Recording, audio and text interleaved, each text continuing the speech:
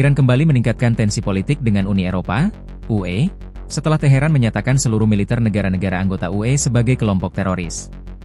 Langkah tersebut diambil sebagai respons atas keputusan Blok Eropa yang memasukkan Garda Revolusi Islam Iran atau Islamic Revolutionary Guard Corps, IRGC, ke dalam daftar organisasi teroris. Pernyataan keras itu disampaikan Ketua Parlemen Iran Mohammad Bagher Kalibaf pada Minggu, 1 Februari 2026, waktu setempat. Kalibaf menegaskan, keputusan UE dianggap sebagai tindakan bermusuhan yang secara langsung menyasar kedaulatan dan sistem pertahanan Iran. Eropa ingin menyenangkan tuannya, Amerika, dengan tindakan-tindakan ini, ujar Kalibaf dalam pernyataannya kepada kantor berita resmi Iran, ISNA, Selasa, 3 Februari 2026. Menurut Kalibaf, Iran tidak akan tinggal diam menghadapi kebijakan yang dinilai sepihak dan politis. Ia menegaskan bahwa Teheran akan menggunakan seluruh instrumen hukum dan politik yang dimilikinya untuk merespons keputusan tersebut secara setimpal. Langkah Iran tersebut merujuk pada Undang-Undang Nasional yang disahkan pada 2019. Aturan itu memungkinkan pemerintah Iran menetapkan militer negara lain sebagai organisasi teroris apabila negara bersangkutan lebih dulu melakukan hal serupa terhadap institusi pertahanan Iran. Undang-undang ini pertama kali diterapkan setelah Amerika Serikat, di bawah pemerintahan Presiden Donald Trump, menjadi negara pertama yang secara resmi memasukkan IRGC ke dalam daftar organisasi teroris asing.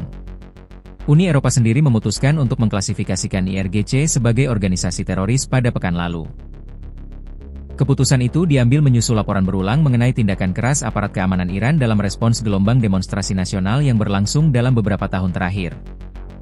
Sejumlah pejabat dan lembaga di Eropa menuding pasukan keamanan Iran, termasuk IRGC, terlibat dalam penggunaan kekuatan berlebihan terhadap demonstran. Beberapa organisasi hak asasi manusia internasional memperkirakan jumlah korban jiwa mencapai ribuan orang. Bahkan, sejumlah menteri luar negeri negara UE menyebut potensi korban dapat mencapai angka yang jauh lebih besar, meskipun klaim tersebut masih menjadi perdebatan di tingkat internasional. Meski banyak pengamat menilai keputusan UE bersifat simbolis, mengingat sanksi ekonomi dan pembatasan terhadap IRGC telah lama diberlakukan, penetapan sebagai organisasi teroris tetap dipandang sebagai eskalasi serius. Kebijakan itu dinilai memperdalam jurang hubungan diplomatik antara Teheran dan Brasil yang selama ini sudah diwarnai ketegangan. Menteri Luar Negeri Iran Abbas Araghchi menyebut langkah Uni Eropa sebagai kesalahan strategis yang serius. Menurutnya, keputusan tersebut tidak hanya berdampak pada hubungan Iran dengan Eropa, tetapi juga berpotensi memperburuk stabilitas kawasan Timur Tengah secara keseluruhan. Keputusan ini akan membawa konsekuensi jangka panjang bagi dialog dan kerja sama internasional, kata Araghchi dalam pernyataan terpisah.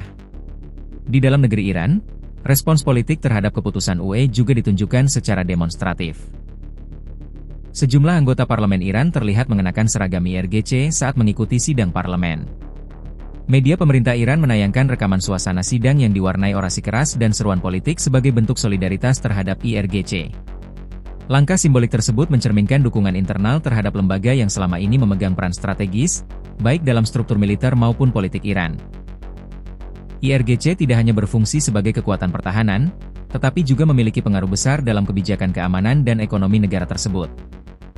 Sebagai bagian dari eskalasi diplomatik, Kementerian Luar Negeri Iran juga memanggil Duta Besar Uni Eropa di Teheran untuk menyampaikan nota protes resmi. Dalam pertemuan itu, Iran menilai keputusan UE bertentangan dengan prinsip hukum internasional serta dianggap mencampuri urusan dalam negeri negara berdaulat.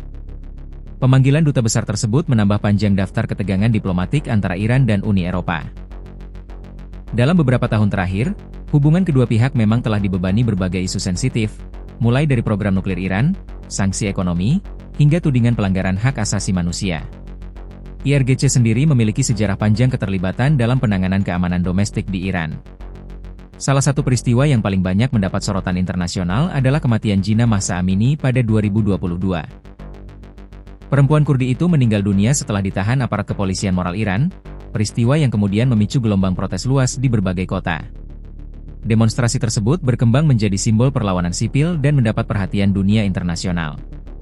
Sejak saat itu, tekanan terhadap Iran dari negara-negara Barat, termasuk Uni Eropa, terus meningkat, khususnya terkait isu hak asasi manusia. Dengan saling menetapkan label teroris, hubungan Iran dan Uni Eropa kini berada pada titik terendah dalam beberapa tahun terakhir. Para analis menilai, situasi ini berpotensi menyulitkan upaya diplomasi, termasuk perundingan mengenai isu nuklir dan stabilitas regional. Hingga kini, Belum ada indikasi kedua pihak akan segera menurunkan tensi. Iran menegaskan siap melanjutkan langkah balasan, sementara Uni Eropa menyatakan keputusannya diambil berdasarkan pertimbangan keamanan dan nilai-nilai yang dianut blok tersebut.